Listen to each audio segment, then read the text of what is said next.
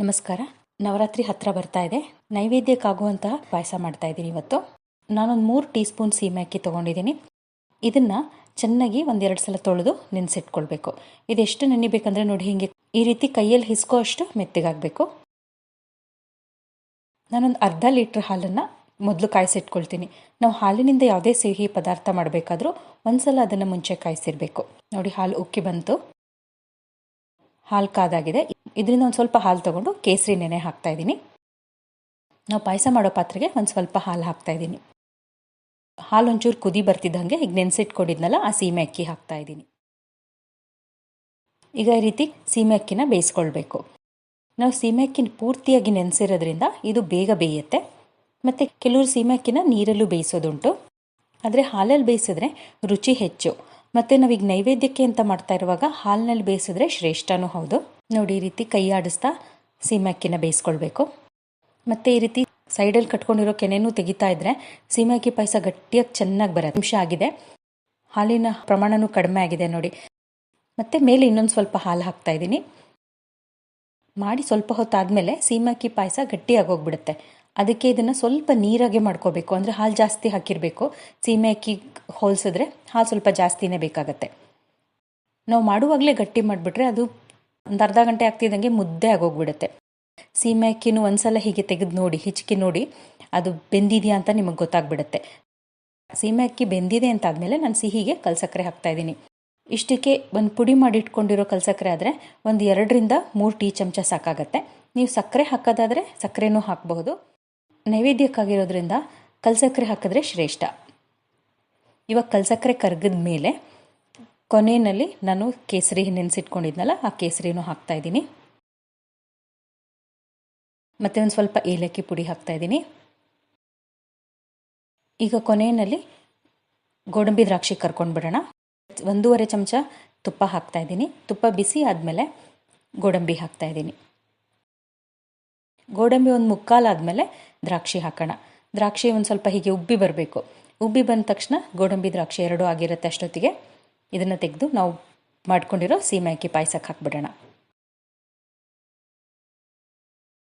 ನೋಡಿ, ದೇವ್ರ ನೈವೇದ್ಯಕ್ಕೆ ಸೀಮೆ ಅಕ್ಕಿ ಪಾಯಸ ರೆಡಿ ಆಯಿತು. ನೀವು ಒಂದ್ಸಲ ಟ್ರೈ ಮಾಡಿ. ನಿಮಗೆ ರೆಸಿಪಿ ಇಷ್ಟ ಆದರೆ ಹೇಗೆ ಬಂತು ಅಂತ ನಂಗೆ ಕಮೆಂಟ್ ಮಾಡಿ ಹೇಳಿ. ಇವತ್ತು ನಾನು ಅವಲಕ್ಕಿ ಪಾಯಸ ಅಥವಾ ಅವಲಕ್ಕಿ ಶಾಲ್ಯಾನ ಮಾಡ್ತಾಯಿದ್ದೀನಿ. ತುಂಬಾ ಸುಲಭ, ಬೇಗ ಆಗೋಗ್ಬಿಡುತ್ತೆ. ದೇವ್ರ ಪೂಜೆ ಗಡಿಬಿಡಿನಲ್ಲಿ 10 ನಿಮಿಷದಲ್ಲಿ ಮಾಡಿ ಮುಗಿಸ್ಕೊಂಡು ಬಿಡಬಹುದು. ಇದಕ್ಕೆ ನಾನು ಮೊದಲು 1 ಕಪ್ಪು ಮೀಡಿಯಮ್ ಅವಲಕ್ಕಿ ತೊಗೊಂಡಿದ್ದೀನಿ. ಇದಕ್ಕೆ ಮೀಡಿಯಮ್ ಅವಲಕ್ಕಿ ತೊಗೊಂಡು ಮಾಡಿದ್ರೇ ಚೆನ್ನಾಗಿರುತ್ತೆ. ಗಟ್ಟಿ ಅವಲಕ್ಕಿ ಆದರೆ ಅಷ್ಟು ಚೆನ್ನಾಗಿ ಅದು ಪೂರ್ತಿಯಾಗಿ ಬೇಯೋದಿಲ್ಲ. ಇದಕ್ಕೆ ಒಂದು ಸ್ವಲ್ಪ ನೀರು ಹಾಕಿ ಚೆನ್ನಾಗಿ 2 ಸಲ ತೊಳಿತೀನಿ. ನೀರೆಲ್ಲ ಬಸಿದು ನೋಡಿ, ಈ ರೀತಿ ಇದ್ರ ಮೇಲೆ ಒಂದು ತಟ್ಟೆ ಮುಚ್ಚಿಟ್ಬಿಡ್ತೀನಿ. ಒಂದು 10 ನಿಮಿಷ ಅಷ್ಟೇ ಸಾಕು. ಮೀಡಿಯಮ್ ಅವಲಕ್ಕಿ ಆಗಿರೋದ್ರಿಂದ ನೀರಿನಲ್ಲಿ ನೆನೆಸೋ ಅವಶ್ಯಕತೆ ಇಲ್ಲ. ಸ್ವಲ್ಪ ಕೇಸರಿ ದಳಕ್ಕೆ ಬೆಚ್ಚಗಿರೋ ಹಾಲು ಹಾಕ್ಬಿಟ್ಟು ಅದನ್ನು ನೆನೆಸಿಟ್ಕೊಂಡಿದ್ದೀನಿ. ಪ್ಯಾನ್ಗೆ 1ರಿಂದ 1.5 ಚಮಚ ತುಪ್ಪ ಹಾಕ್ತಾ ಇದ್ದೀನಿ. ಇದಕ್ಕೆ ಖರ್ಜೂರನ ಒಂದು ಸ್ವಲ್ಪ ಪೀಸ್ ಮಾಡಿ ಇಟ್ಕೊಂಡಿದ್ದೀನಿ, ಅದನ್ನು ಹಾಕಿದ್ದೀನಿ. ಖರ್ಜೂರನ ತುಪ್ಪದಲ್ಲಿ ಕರೆದಾಗ ತುಂಬ ರುಚಿ ಚೆನ್ನಾಗಿರುತ್ತೆ. ಖರ್ಜೂರ ಎಲ್ಲ ಕರೆದಿದ್ದಾದ್ಮೇಲೆ ಪಕ್ಕಕ್ಕೆ ಎತ್ತಿಟ್ಕೊಂಡ್ಬಿಡ್ತೀನಿ. ಮತ್ತು ಒಂದು ಸ್ವಲ್ಪ ಗೋಡಂಬಿ ಹಾಕ್ತಾ ಇದ್ದೀನಿ. ಗೋಡಂಬಿನ ಒಂದು ಅರ್ಧ ಕರೆದಾದ್ಮೇಲೆ ದ್ರಾಕ್ಷಿ ಹಾಕ್ತೀನಿ. ದ್ರಾಕ್ಷಿ ಈ ರೀತಿ ಉಬ್ಬಿ ಬಂದಮೇಲೆ ಇದನ್ನು ತೆಗೆದು ಪಕ್ಕಕ್ಕೆ ಇಟ್ಕೊಂಡ್ಬಿಡ್ತೀನಿ.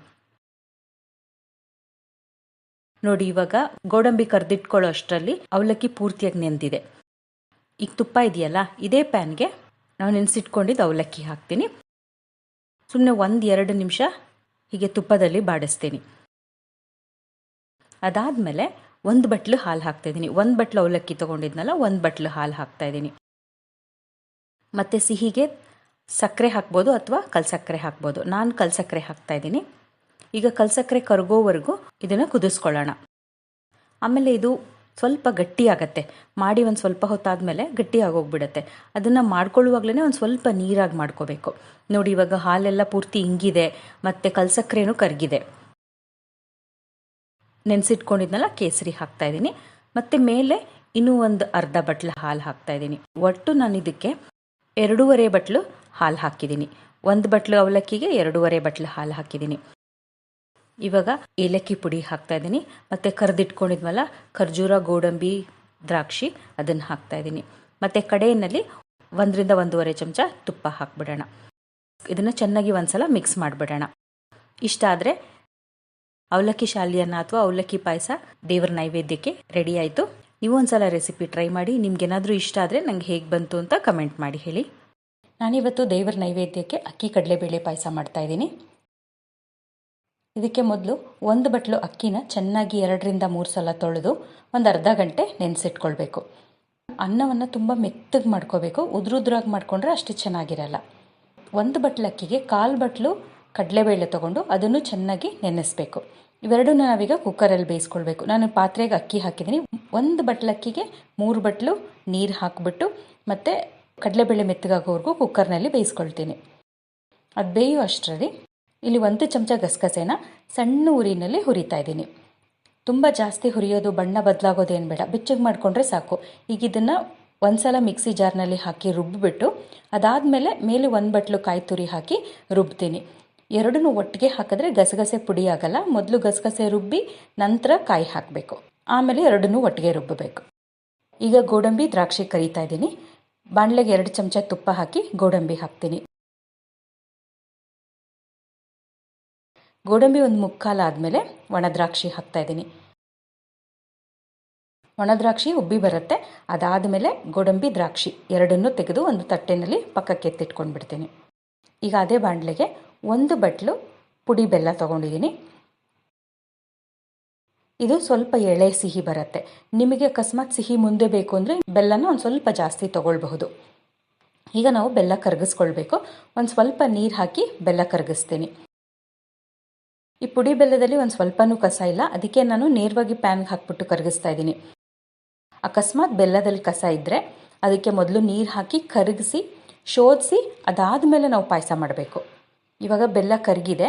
ಇದನ್ನು ಪಾಕ ಮಾಡಬೇಕಂತ ಏನಿಲ್ಲ, ಕರಗಿಸಿದ್ರೆ ಸಾಕಾಗತ್ತೆ. ಬೇಕಾದರೆ ನೀರೊಂಚೂರು ಇನ್ನೊಂದು ಸ್ವಲ್ಪ ಎಕ್ಸ್ಟ್ರಾ ಹಾಕ್ಬೋದು. ಈಗ ನಾವು ಮಾಡಿಟ್ಕೊಂಡಿದ್ನಲ್ಲ ಆ ಅನ್ನ ಹಾಕ್ತಾಯಿದ್ದೀನಿ ಮತ್ತು ಬೇಯಿಸಿರೋ ಕಡಲೆಬೇಳೆ ಅದನ್ನು ಹಾಕ್ತೀನಿ. ನಿಮಗೆ ಬೇಕಂದರೆ ಕಡಲೆಬೇಳೆನ ಒಂದು ಸ್ವಲ್ಪ ಮ್ಯಾಶ್ ಮಾಡ್ಬೋದು, ಹಿಚ್ಚಕ್ಬಹುದು. ನಾನು ಹಾಗೆ ಬಿಟ್ಟಿದ್ದೀನಿ. ನೋಡಿ, ಅನ್ನ ನಿಮಗೆ ನೋಡಿದ್ರೆ ಗೊತ್ತಾಗತ್ತೆ ಮೆತ್ತಗಾಗಿದೆ. ತುಂಬ ಉದ್ರುದ್ರಾಗಾದರೆ ಅಕ್ಕಿ ಕಡಲೆಬೇಳೆ ಪಾಯಸದ ಅಷ್ಟು ಚೆನ್ನಾಗಿ ಹೊಂದ್ಕೊಳ್ಳಲ್ಲ. ಈಗ ನಾವು ರುಬ್ಬಿಟ್ಕೊಂಡಿದ್ನಲ್ಲ ಗಸಗಸೆ ಮತ್ತು ಕಾಯಿ ತುರಿ ಅದನ್ನು ಹಾಕ್ತಾಯಿದ್ದೀನಿ. ಈಗ ಇದನ್ನು ಚೆನ್ನಾಗಿ ಮಿಕ್ಸ್ ಮಾಡಿಬಿಟ್ಟು ಒಂದು 2-3 ನಿಮಿಷ ಕುದಿಸ್ಕೊಳ್ಬೇಕು ಅಷ್ಟೇ. ಒಂದು 2-3 ನಿಮಿಷ ಆದಮೇಲೆ ಏಲಕ್ಕಿ ಹಾಕ್ತಾಯಿದ್ದೀನಿ. ಒಂದು ಸ್ವಲ್ಪ ಬಾದಾಮಿ ಚೂರುಗಳು, ಕರ್ದಿಟ್ಕೊಂಡಿದ್ವಲ್ಲ ಗೋಡಂಬಿ ಮತ್ತು ದ್ರಾಕ್ಷಿ ಹಾಕ್ತಾಯಿದ್ದೀನಿ. ಇದಿಷ್ಟನ್ನು ಚೆನ್ನಾಗಿ ಮಿಕ್ಸ್ ಮಾಡಬೇಕು. ಕೊನೆಯಲ್ಲಿ 1-2 ಚಮಚ ತುಪ್ಪ ಹಾಕಬೇಕು. ತುಪ್ಪ ಹಾಕಿ ಒಂದು ಸಲ ಕೈ ಆಡಿಸ್ಬಿಟ್ರೆ ಅಕ್ಕಿ ಕಡಲೆಬೇಳೆ ಪಾಯಸ ದೇವರ ನೈವೇದ್ಯಕ್ಕೆ ರೆಡಿ ಆಯಿತು. ತುಂಬ ಸುಲಭವಾಗಿ ಮಾಡಬಹುದು, ಅಷ್ಟೇ ಚೆನ್ನಾಗಿರುತ್ತೆ. ನೀವೊಂದು ಸಲ ಈ ರೆಸಿಪಿ ಟ್ರೈ ಮಾಡಿ. ನಿಮಗೇನಾದರೂ ರೆಸಿಪಿ ಇಷ್ಟ ಆದರೆ ಹೇಗೆ ಬಂತು ಅಂತ ನಂಗೆ ಕಮೆಂಟ್ ಮಾಡಿ ಹೇಳಿ. ನಾನಿವತ್ತು ಒಂದು ಸಾಂಪ್ರದಾಯಿಕವಾದ ಪಾಯಸ ಮಾಡಿ ತೋರಿಸ್ತಾ ಇದ್ದೀನಿ. ಈ ಪಾಯಸವನ್ನು ಹಬ್ಬ ಹರಿದಿನಗಳಲ್ಲಿ ಮಾಡಬಹುದು. ಇದನ್ನು ಹಪ್ಪಳ ಕರೆದು ಹಾಕಿದ ಪಾಯಸ ಅಂತಾರೆ, ಅಥವಾ ಅಪ್ಪಿ ಪಾಯಸ ಅಂತಲೂ ಹೇಳ್ತಾರೆ. ನೀವೊಂದು ಸಲ ಈ ಪಾಯಸ ಟ್ರೈ ಮಾಡಿ ನಿಮ್ಗೆ ಹೇಗೆ ಅನಿಸ್ತು ಅನ್ನೋದನ್ನು ನನಗೆ ಹೇಳಿ. ನಾನು ಈ ಪಾಯಸ ಮಾಡೋಕ್ಕೆ 1 ಲೀಟ್ರ್ ಹಾಲು ತೊಗೊಂಡಿದ್ದೀನಿ. ಇದನ್ನು ಮೊದಲು ಕಾಯಿಸ್ಕೊಳ್ಬೇಕು. ಹಾಲು ಕಾಯೋ ಅಷ್ಟರಲ್ಲಿ ಇಲ್ಲಿ ಹಪ್ಪಳಕ್ಕೆ ಹಿಟ್ಟು ಕಲಸಿಟ್ಕೊಳ್ತೀನಿ. ನಾನು 1 ಬಟ್ಲು ಚಿರೋಟಿ ರವೆ ತೊಗೊಂಡಿದ್ದೀನಿ. ಇದಕ್ಕೆ 2-3 ಚಮಚ ತುಪ್ಪ ಹಾಕಿ ಕಲಿಸ್ಕೊಳ್ಬೇಕು. ತುಪ್ಪ ಚಿರೋಟಿ ರವೆಗೆ ಚೆನ್ನಾಗಿ ಹೊಂದ್ಕೊಳ್ಳೋವರೆಗೂ ಕಲಿಸ್ಬೇಕು. ನೋಡಿ, ಈ ರೀತಿ ಮುಷ್ಟಿ ಹಿಡಿದ್ರೆ ಒಂದು ಉಂಡೆಯಾಗಿ ಕೂಡ್ಕೊಳ್ಬೇಕು. ಆ ರೀತಿ ಕಲಿಸ್ಕೊಳ್ಬೇಕು. ಮತ್ತು ಅಷ್ಟು ತುಪ್ಪ ಬೇಕಾಗುತ್ತೆ ಇದಕ್ಕೆ. ಈಗ ಸ್ವಲ್ಪನೇ ನೀರು ಹಾಕಿ ಹಿಟ್ಟು ಕಲಿಸ್ಕೊಳ್ಬೇಕು. ಇದಕ್ಕೆ ಜಾಸ್ತಿ ನೀರು ಬೇಕಾಗಲ್ಲ. ಇದನ್ನು ಕಲಸಿ ಚೆನ್ನಾಗಿ ನಾದಬೇಕು. ಈ ರೀತಿ ಒಂದು 5 ನಿಮಿಷನೇ ಚೆನ್ನಾಗಿ ನಾದಬೇಕಾಗತ್ತೆ. ಒಂದು ಅರ್ಧ ಗಂಟೆ ಇದು ಚೆನ್ನಾಗಿ ನೆನಿಬೇಕು. ಈಗ ಒಂದು ತಟ್ಟೆ ಮುಚ್ಚಿಟ್ಟು ಅದನ್ನು ನೆನೆಯಕ್ಕೆ ಬಿಡ್ತೀನಿ. ಒಂದು ಅರ್ಧ ಗಂಟೆ ಆದಮೇಲೆ ಮತ್ತೆ ಚೆನ್ನಾಗಿ ನಾದಬೇಕು ಇದನ್ನು. ಇದು ನಾದಿದಷ್ಟು ಹಪ್ಪಳ ಚೆನ್ನಾಗಿ ಬರುತ್ತೆ. 1-2 ನಿಮಿಷ ನಾದಿದ್ರೆ ಸಾಕಾಗತ್ತೆ. ಈಗ ಸ್ವಲ್ಪ ಹಿಟ್ಟನ್ನು ತಗೊಂಡು ಲಟ್ಟಿಸ್ಕೊಳ್ಬೇಕು. ಇದನ್ನು ಎಷ್ಟು ಸಾಧ್ಯನೋ ಅಷ್ಟು ತೆಳ್ಳಗೆ ಲಟ್ಟಿಸ್ಬೇಕು. ಇದನ್ನು ಹಾಲಿಗೆ ಹಾಕಿ ಬೇಯಿಸಬೇಕು. ನಾವು ಹಪ್ಪಳನ ದಪ್ಪನಾಗಿ ಲಟ್ಟಿಸ್ಕೊಂಡ್ರೆ ಬೆಂದ ಮೇಲೆ ತುಂಬ ದಪ್ಪ ಆಗಿಬಿಡತ್ತೆ. ಇದನ್ನು ಕರಿಬೇಕಾಗಿರೋದ್ರಿಂದ ಇದಕ್ಕೆ ಹಿಟ್ಟು ಹಾಕದೇ ಲಟ್ಟಿಸ್ಬೇಕು. ನಾವು ತುಪ್ಪ ಹಾಕಿ ಕಲಸಿರೋದ್ರಿಂದ ಲಟ್ಟಿಸ್ಬೇಕಾದ್ರೆ ಹಿಟ್ಟು ಹಾಕೋ ಅವಶ್ಯಕತೆಯೂ ಬರಲ್ಲ. ಹಿಟ್ಟು ಅಂಟ್ಕೊಳ್ಳೋದು ಇಲ್ಲ. ಇದೇ ರೀತಿ ಎಲ್ಲ ಹಪ್ಪಳಗಳನ್ನು ಲಟ್ಟಿಸ್ಕೊಳ್ತೀನಿ.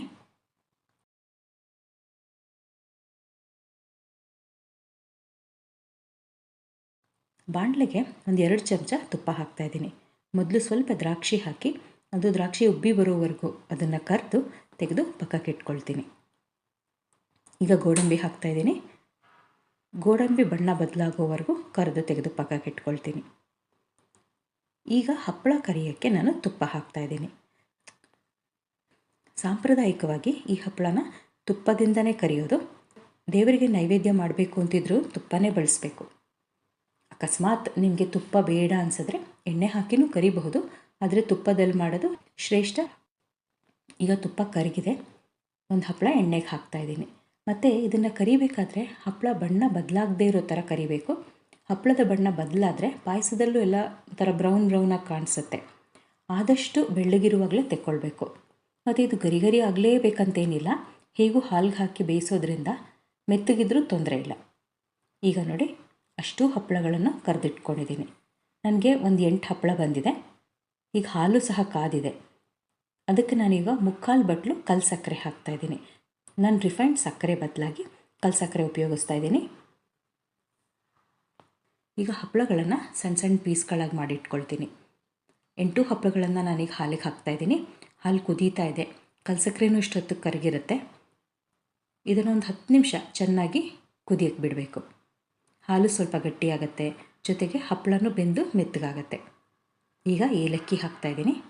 ಒಂದು ಸಲ ಹಪ್ಪಳದೊಂದು ಪೀಸ್ಗಳನ್ನು ತೊಗೊಂಡು ನೋಡಿ ಬೆಂದಿದೆಯಾ ಅಂತ. ಹಪ್ಪಳ ಸರಿಯಾಗಿ ಬೆಂದಿದೆ. ಈಗ ಕೊನೆಯಲ್ಲಿ ಕರೆದಿಟ್ಕೊಂಡಿರೋ ಗೋಡಂಬಿ ಮತ್ತು ದ್ರಾಕ್ಷಿ ಹಾಕ್ತಾಯಿದ್ದೀನಿ. ಇಷ್ಟು ಹಾಕಿದ್ರೆ ಅಪ್ಪಿ ಪಾಯಸ ತಿನ್ನಕ್ಕೆ ರೆಡಿ ಆಯಿತು. ನೀವೊಂದು ಸಲ ಅಪ್ಪಿ ಪಾಯಸ ಮಾಡಿ ನೋಡಿ ಹೇಗೆ ಬಂತು, ನಿಮ್ಮಲ್ಲೆಲ್ಲರಿಗೂ ಇಷ್ಟ ಆಯಿತು ಅನ್ನೋದನ್ನು ನಂಗೆ ಕಮೆಂಟ್ ಮಾಡಿ ತಿಳಿಸಿ. ಮುಂದಿನ ವಿಡಿಯೋದಲ್ಲಿ ಮತ್ತೆ ಸಿಗ್ತೀನಿ. ನಾನಿವತ್ತು ಹಬ್ಬದ ದಿನಗಳಲ್ಲಿ ಮಾಡುವಂಥ ಶಾವಿಗೆ ಪಾಯಸ ಮಾಡ್ತಾಯಿದ್ದೀನಿ. ಈ ಶಾವಿಗೆ ಪಾಯಸ ದೇವರ ನೈವೇದ್ಯಕ್ಕೂ ಮಾಡಬಹುದು. ನಾನೊಂದು ಬಾಣಲೆಗೆ 3 ಚಮಚ ತುಪ್ಪ ಹಾಕ್ತಾಯಿದ್ದೀನಿ. ತುಪ್ಪ ಕರಗಿದ ಮೇಲೆ ಗೋಡಂಬಿ ಹಾಕ್ತೀನಿ. ಈಗ ಗೋಡಂಬಿ ಕರ್ಕೊಳ್ತೀನಿ. ಗೋಡಂಬಿ ಅರ್ಧ ಆದಮೇಲೆ ದ್ರಾಕ್ಷಿ ಹಾಕ್ತಾಯಿದ್ದೀನಿ. ದ್ರಾಕ್ಷಿ ಉಬ್ಬಿ ಬರೋವರೆಗೂ ಕರಿಬೇಕು. ಈಗ ಗೋಡಂಬಿ ದ್ರಾಕ್ಷಿ 2 ಆಗಿದೆ. ಇದನ್ನು ಎತ್ತಿ ಪಕ್ಕಕ್ಕೆ ಇಟ್ಕೊಂಡ್ಬಿಡ್ತೀನಿ. ಈಗ ಅದೇ ಬಾಣಲೆಗೆ ಒಂದು 3 ಚಮಚ ಶಾವಿಗೆ ಹಾಕ್ತಾಯಿದ್ದೀನಿ. ನೋಡಿ, ಕೆಲವು ಶಾವಿಗೆ ಪ್ಯಾಕೆಟ್ ಮೇಲೆ ರೋಸ್ಟೆಡ್ ಅಂತ ಬರೆದಿರುತ್ತೆ. ರೋಸ್ಟೆಡ್ ಅಂತ ಬರೆದಿದೆ ಅಂದರೆ ಈಗಾಗಲೇ ಹುರಿದು ಆಗಿದೆ ಅಂತ. ಆಗ ಬರೀ ಇದನ್ನು ಬೆಚ್ಚಗೆ ಮಾಡಿಕೊಂಡ್ರೆ ಸಾಕು. ಅಕಸ್ಮಾತ್ ರೋಸ್ಟೆಡ್ ಅಂತ ಬರೆದಿಲ್ಲ ಅಂದರೆ ಆ ಶಾವಿಗೆನ ಚೆನ್ನಾಗಿ ಹುರಿಬೇಕಾಗತ್ತೆ. ನಾನಿಲ್ಲಿ ಉಪಯೋಗಿಸ್ತಿರೋದು ರೋಸ್ಟೆಡ್ ಶಾವಿಗೆ, ಅದಕ್ಕೆ ಸ್ವಲ್ಪ ಬೆಚ್ಚಗೆ ಮಾಡ್ಕೊತೀನಿ ಅಷ್ಟೇ. ಈಗ ಶಾವಿಗೆಗೆ ಹಾಲು ಹಾಕಬೇಕು. ನಾನು ಹಾಲನ್ನು ಮೊದಲು ಒಂದು ಸಲ ಕಾಯಿಸಿದ್ದೀನಿ. ಬಿಸಿ ಹಾಲನ್ನ 1 ಚಮಚ ತೊಗೊಂಡು ಕೇಸರಿಗೆ ಹಾಕ್ತೀನಿ. ಕೇಸರಿನ ನೆನೆ ಹಾಕ್ತಾಯಿದ್ದೀನಿ. ನಾನಿಲ್ಲಿ ಒಂದು 1/4 ಲೀಟ್ರ್ ಹಾಲು ಹಾಕ್ತಾಯಿದ್ದೀನಿ. ನೋಡಿ, ಹಾಲು ಉಪಯೋಗಿಸಿ ಯಾವುದೇ ಸಿಹಿ ಮಾಡಬೇಕಾದ್ರೂ ಮಾಡೋಕ್ಕೂ ಮೊದಲು 1 ಸಲ ಹಾಲನ್ನು ಕಾಯಿಸ್ಬಿಟ್ಟು ಮಾಡಬೇಕು. ಅಂದರೆ ಮುಂಚೆ ಕಾಯಿಸಿದ್ರೂ ಮತ್ತೆ ಕಾಯಿಸಬೇಕು. ಅಕಸ್ಮಾತ್ ಹಾಲು ಕಾಯಿಸಿ ತುಂಬ ಹೊತ್ತಾದಮೇಲೆ ನಾವು ಹಾಲು ಉಪಯೋಗಿಸಿ ಸಿಹಿ ಮಾಡಿದ್ರೆ ಹಾಲು ಒಡೆಯೋ ಸಾಧ್ಯತೆ ಇರುತ್ತೆ. ಅದಕ್ಕೆ ಸಿಹಿ ಮಾಡೋಕ್ಕೂ ಮುಂಚೆ 1 ಸಲ ಕಾಯಿಸಿ ಮಾಡಬೇಕು. ಈಗ ಶಾವಿಗೆನ ಬೇಯಿಸ್ಕೊಳ್ಬೇಕು. 5-6 ನಿಮಿಷ ಬೇಯಿಸ್ಕೊಳ್ಬೇಕು. ನೋಡಿ, ಇವಾಗ ಶಾವಿಗೆ ಬೆಂದಿದೆ. ಶಾವಿಗೆ ಬೆಂದ ಮೇಲೆ ಸಕ್ಕರೆ ಹಾಕಬೇಕು. ನಾನಿಲ್ಲಿ ರಿಫೈನ್ಡ್ ಸಕ್ಕರೆ ಬದಲಾಗಿ ಕಲ್ಲು ಸಕ್ಕರೆ ಹಾಕ್ತಾಯಿದ್ದೀನಿ. ಕೆಂಪು ಕಲ್ಲು ಸಕ್ಕರೆ ಹಾಕ್ತೀನಿ. ಕೆಂಪು ಕಲ್ಲು ಸಕ್ಕರೆ ಆರೋಗ್ಯಕ್ಕೆ ತುಂಬ ಒಳ್ಳೆಯದು. ಮತ್ತು ಕಲ್ಲು ಸಕ್ಕರೆಯಲ್ಲಿ ಸಕ್ಕರೆಗಿಂತ ಸಿಹಿ ಅಂಶ ಸ್ವಲ್ಪ ಕಡಿಮೆ ಇರುತ್ತೆ. ಅದಕ್ಕೆ ನೋಡ್ಕೊಂಡು ಹಾಕಿ. ಸಕ್ಕರೆನೇ ಹಾಕೋದಾದರೆ ಒಂದು 3 ಚಮಚ ಸಕ್ಕರೆ ಸಾಕಾಗತ್ತೆ. ಇವಾಗ ಕಲ್ಲು ಸಕ್ಕರೆ ಕರಗಿದೆ. ಒಂದು ಸಣ್ಣ ಪೀಸ್ ಇದೆ, ಅದು ಕರಗಿ ಹೋಗಿಬಿಡುತ್ತೆ. ಈಗ ನೆನೆಸಿರೋ ಕೇಸರಿ ಹಾಕ್ತಾಯಿದ್ದೀನಿ.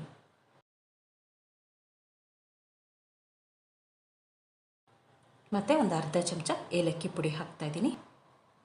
ಮತ್ತು ಕರೆದಿಟ್ಕೊಂಡಿರೋ ಗೋಡಂಬಿ ದ್ರಾಕ್ಷಿ ಹಾಕ್ತಾಯಿದ್ದೀನಿ. ಇಷ್ಟ ಆದರೆ ಶಾವಿಗೆ ಪಾಯಸ ತಿನ್ನೋಕ್ಕೆ ಸಿದ್ಧ ಆಗುತ್ತೆ. ನೋಡಿ, ಶಾವಿಗೆ ಪಾಯಸ ಮಾಡಿ ಒಂದು ಸ್ವಲ್ಪ ಹೊತ್ತಾದಮೇಲೆ ಈ ರೀತಿ ಗಟ್ಟಿ ಆಗಿಬಿಡತ್ತೆ. ಇದರಲ್ಲಿ ಸ್ಟಾರ್ಚ್ನ ಅಂಶ ಇರುತ್ತೆ. ಹಾಗಾಗಿ ಈ ರೀತಿ ಆಗೋದು ತುಂಬಾ ಸಹಜ. ಇದರ ಹದ ಸರಿ ಮಾಡೋಕ್ಕೆ ಏನು ಮಾಡಬೇಕು ಅಂತಂದರೆ ಸ್ವಲ್ಪ ಬಿಸಿ ಹಾಲು ಹಾಕಬೇಕು, ಅಥವಾ ಬಿಸಿ ನೀರು ಹಾಕಿದ್ರೂ ಸರಿಯೇ. ತಣ್ಣಗಿರೋ ಹಾಲು ಹಾಕಿದ್ರೆ ಅದು ಅಷ್ಟು ಸರಿಯಾಗಿ ಹೊಂದ್ಕೊಳ್ಳಲ್ಲ, ಗಂಟಾಗೋ ಸಾಧ್ಯತೆ ಇರುತ್ತೆ. ಅದೇ ಬಿಸಿ ಹಾಲು ಹಾಕಿ ಒಲೆ ಮೇಲಿಟ್ಟು 1 ನಿಮಿಷ ಈ ರೀತಿ ಕೈ ಆಡಿಸ್ಬಿಟ್ರೆ ಪಾಯಸದ ಹದ ಸರಿ ಹೋಗಿಬಿಡುತ್ತೆ, ತಕ್ಷಣವೇ ಸರಿ ಹೋಗುತ್ತೆ. ನೋಡಿ, ಈಗ ಮತ್ತೆ ನಮಸ್ಕಾರ. ಮನೆಗೆ ಯಾರು ಬರ್ತಿದ್ದಾರಪ್ಪ, ರಿಫೈನ್ಡ್ ಸಕ್ಕರೆ ಉಪಯೋಗಿಸ್ದೆ ಏನಾದರೂ ಸಿಹಿ ಮಾಡಬೇಕು, ಏನು ಮಾಡೋದಪ್ಪ ಅಂತಿದ್ರೆ, ಅಥವಾ ಹಬ್ಬದ ದಿನ ಯಾವುದಾದ್ರೂ ಪಾಯಸ ಮಾಡಬೇಕು, ಏನು ಮಾಡಲಿ ಅಂತ ಯೋಚನೆ ಮಾಡ್ತಾಯಿದ್ರೆ ಬೆಲ್ಲ ಹಾಕಿ ಗಸಗಸೆ ಪಾಯಸ ಮಾಡಬಹುದು. ನಾನು ಅದರ ರೆಸಿಪಿಯನ್ನು ಇವಾಗ ನಿಮಗೆ ತೋರಿಸ್ತಾ ಇದ್ದೀನಿ. ನಾನೊಂದು 3 ಚಮಚ ಗಸಗಸೆ ತೊಗೊಂಡಿದ್ದೀನಿ. ಇದರಿಂದ ಅಂದಾಜು ಒಂದು 3 ಲೋಟ ಅಂದರೆ ಒಂದು 300ರಿಂದ 350 ml ಪಾಯಸ ಆಗುತ್ತೆ. ಇದನ್ನು ಸಣ್ಣ ಊರಿನಲ್ಲಿ ಹುರಿದುಕೊಳ್ಬೇಕು. ಬಾಯಿ ಹುಣ್ಣಿಗೆ ಗಸಗಸೆ ರಾಮಬಾಣ ಇದ್ದಂಗೆ. ಈಗ ಹುರಿದು 1-2 ನಿಮಿಷ ಆಗಿದೆ. ಇದನ್ನು ಸ್ವಲ್ಪ ತಣ್ಣಗಾಗಕ್ಕೆ ಬಿಡಬೇಕು. ತಣ್ಣಗಾದಮೇಲೆ ಮಿಕ್ಸಿ ಜಾರ್ಗೆ ಹಾಕ್ತಾಯಿದ್ದೀನಿ. ಒಂದು ಸ್ವಲ್ಪ ಹಸಿ ಕಾಯಿ ಹಾಕ್ತಾಯಿದ್ದೀನಿ. ನಾನು ಕಾಯಿ ಹೋಳುಗಳನ್ನು ತೊಗೊಂಡಿದ್ದೀನಿ. ನೀವು ಬೇಕಾದರೆ ತುರಿದ್ಬಿಟ್ಟು ಹಾಕ್ಬೋದು. ಒಂದು 4 ಉಂಡೆ ಗೋಡಂಬಿಗಳನ್ನು ಒಂದು 10ರಿಂದ 15 ನಿಮಿಷ ನೆನೆಸ್ಬಿಟ್ಟು ಹಾಕ್ತಾಯಿದ್ದೀನಿ. ಗೋಡಂಬಿ ನೆನೆಸಿದ್ರೆ ರುಬ್ಬೋದು ತುಂಬ ಸುಲಭ ಆಗುತ್ತೆ. ಒಂದು 8 ನೆನೆಸಿ ಸಿಪ್ಪೆ ತೆಗೆದಿರೋ ಬಾದಾಮಿ ಹಾಕ್ತಾಯಿದ್ದೀನಿ. ಮತ್ತು ಒಂದು 3 ಏಲಕ್ಕಿನೂ ಹಾಕ್ತಾಯಿದ್ದೀನಿ. ಈಗ ಗಸಗಸೆ, ಗೋಡಂಬಿ, ಬಾದಾಮಿ ಎಲ್ಲ ನುಣ್ಣಗಾಗೋವರೆಗೂ ರುಬ್ಕೊಳ್ಬೇಕು. ಬೇಕಾದರೆ ಒಂಚೂರು ನೀರು ಹಾಕ್ಬಿಟ್ಟು ರುಬ್ಬೋದು. ಈಗ ಬಾಣಲೆಗೆ 2 ಚಮಚ ತುಪ್ಪ ಹಾಕ್ತಾಯಿದ್ದೀನಿ. ತುಪ್ಪ ಕರಗಿದ ಮೇಲೆ ಗೋಡಂಬಿ ಹಾಕ್ತಾಯಿದ್ದೀನಿ. ಈ ಗೋಡಂಬಿನ ಒಂದು ಸ್ವಲ್ಪ ಕರೆದ್ಬಿಟ್ಟು ಒಂದು ಅರ್ಧ ಕರೆದಿದ್ದಾದಮೇಲೆ ದ್ರಾಕ್ಷಿ ಹಾಕ್ತೀನಿ. ಒಣ ದ್ರಾಕ್ಷಿ ಒಂದು ಸ್ವಲ್ಪ ಉಬ್ಬಿ ಬರುತ್ತೆ. ಉಬ್ಬಿ ಬಂದ ಮೇಲೆ 2 ತೆಗೆದು ಪಕ್ಕಕ್ಕೆ ಇಟ್ಕೊಳ್ತೀನಿ. ಸಾಕಷ್ಟು ಜನಕ್ಕೆ ರಾತ್ರಿ ನಿದ್ದೆ ಬರಲ್ಲ. ಸಂಜೆ ಗಸಗಸೆ ಪಾಯಸ ಮಾಡಿ ಕುಡಿಯೋದ್ರಿಂದ ರಾತ್ರಿ ಒಳ್ಳೆ ನಿದ್ದೆ ಬರುತ್ತೆ. ನಿದ್ರಾಹೀನತೆಗಂತೂ ಈ ಗಸಗಸೆ ಪಾಯಸ ಬ್ರಹ್ಮಾಸ್ತ್ರ ಇದ್ದಂಗೆ. ಈಗ ನಾನು 1 ಬಟ್ಲು ಬೆಲ್ಲ ತೊಗೊಂಡಿದ್ದೀನಿ. ಇದಕ್ಕೆ ಸ್ವಲ್ಪ ನೀರು ಹಾಕಿ ಬೆಲ್ಲ ಕರಗಿಸ್ಕೊಳ್ತಾ ಇದ್ದೀನಿ. ಈಗ ಬೆಲ್ಲ ಕರಗಿದ ಮೇಲೆ ಇದನ್ನು ಶೋಧಿಸ್ಕೊಳ್ಬೇಕು. ಬೆಲ್ಲದಲ್ಲಿ ಒಂದೊಂದು ಸಲ ಕಸ ಇರೋ ಸಾಧ್ಯತೆ ಇರುತ್ತೆ. ನಾನು ತೊಗೊಂಡಿರೋ ಬೆಲ್ಲದ ಪ್ರಮಾಣ ಸ್ವಲ್ಪ ಎಳೆ ಸಿಹಿ ಇರುತ್ತೆ. ನಿಮ್ಗೆ ಅಕಸ್ಮಾತ್ ಪಾಯಸ ಸ್ವಲ್ಪ ಸಿಹಿ ಮುಂದೆ ಇರಲಿ ಅಂತಿದ್ರೆ ಬೆಲ್ಲ ಇನ್ನೊಂದು ಸ್ವಲ್ಪ ಜಾಸ್ತಿ ತೊಗೋಬೋದು. ಈಗ ಬೆಲ್ಲ ಕರಗಿದೆ. ಇದು ಕರಗಿದ್ರೆ ಸಾಕು, ಪಾಕ ಆಗೋದೇನು ಬೇಡ. ಈಗ ಇದನ್ನು ಶೋಧಿಸಿಟ್ಕೊಳ್ತಾ ಇದ್ದೀನಿ. ಈಗ ಇದಕ್ಕೆ ರುಬ್ಬಿರೋ ಗಸಗಸೆ, ಗೋಡಂಬಿ ಎಲ್ಲ ಇತ್ತಲ್ಲ ಅದನ್ನು ಹಾಕ್ತಾಯಿದ್ದೀನಿ. ಮಿಕ್ಸಿ ಜಾರ್ಗೆ ಒಂದು ಸ್ವಲ್ಪ ನೀರು ಹಾಕಿಬಿಟ್ಟು ಅದನ್ನು ಹಾಕ್ತೀನಿ. ಈಗ ಮೀಡಿಯಮ್ ಉರಿನಲ್ಲಿ ಇದನ್ನು ಕುದಿಯಕ್ಕೆ ಬಿಡಬೇಕು. ನೋಡಿ, ಗಸಗಸೆ ರಕ್ತ ಶುದ್ಧಿ ಮಾಡುತ್ತೆ. ಇದರಲ್ಲಿ ಕ್ಯಾಲ್ಶಿಯಮು, ಐರನ್ನ ಅಂಶ ಇರುತ್ತೆ. ಹಾಗಾಗಿ ತಿಂಗಳಲ್ಲಿ 1ರಿಂದ 2 ಸಲ ಮಾಡ್ಕೊಂಡು ಕುಡಿದ್ರೆ ತುಂಬ ಒಳ್ಳೆಯದು. ಇದು ಈ ರೀತಿ ಉಕ್ಕಿ ಬರೋದ್ರಿಂದ ಸ್ವಲ್ಪ ದೊಡ್ಡ ಪಾತ್ರೆಯಲ್ಲೇ ಮಾಡಿದ್ರೆ ಒಳ್ಳೆಯದು. ತೆಂಗಿನಕಾಯಿ ತುರಿ ಹಾಕಿರೋದ್ರಿಂದ ಪಾಯಸಕ್ಕೆ ಒಳ್ಳೆ ರುಚಿ ಬರುತ್ತೆ. ಗೋಡಂಬಿ, ಬಾದಾಮಿ ಸ್ವಲ್ಪ ಬೇಯಬೇಕು. ನೆನೆಸಿರೋದ್ರಿಂದ ಬೇಗನೆ ಬೆಂದು ಹೋಗುತ್ತೆ. ಒಂದು 7-8 ನಿಮಿಷ ಕುದ್ರೆ ಸಾಕಾಗುತ್ತೆ. ನೋಡಿ, ಇವಾಗ ಇದು ಬಿಸಿ ಇದ್ದಾಗ ಸ್ವಲ್ಪ ಇಷ್ಟು ನೀರಾಗಿರುತ್ತೆ. ತಣ್ಣಗಾದ್ಮೇಲೆ ಇನ್ನೊಂದು ಸ್ವಲ್ಪ ಗಟ್ಟಿಯಾಗತ್ತೆ. ಈಗ ಗ್ಯಾಸ್ ಆರಿಸಿದ್ದೀನಿ. ಕೊನೆಯಲ್ಲಿ ಕರೆದಿಟ್ಕೊಂಡಿದ್ವಲ್ಲ ಗೋಡಂಬಿ, ದ್ರಾಕ್ಷಿ ಅದನ್ನು ಹಾಕ್ತಾಯಿದ್ದೀನಿ. ನೀವು ಬೇಕಾದರೆ ಬಾದಾಮಿ ಚೂರುಗಳನ್ನು ಹಾಕ್ಬೋದು, ಚೆನ್ನಾಗೇ ಇರುತ್ತೆ. ದೇಹಕ್ಕೆ ತಂಪು, ನಾಲ್ಗೆಗೆ ಹಿತ ಮತ್ತು ರುಚಿಯಾದ ಹೇಗೆ ಬಂತು, ನಿಮ್ಮಲ್ಲೆಲ್ಲರಿಗೂ ಇಷ್ಟ ಆಯ್ತಾ ಅನ್ನೋದನ್ನು ನಂಗೆ ಕಮೆಂಟ್ ಮಾಡಿ ಹೇಳಿ. ಮುಂದಿನ ಅಡುಗೆ ಜೊತೆ ಮತ್ತೆ ಸಿಗ್ತೀನಿ.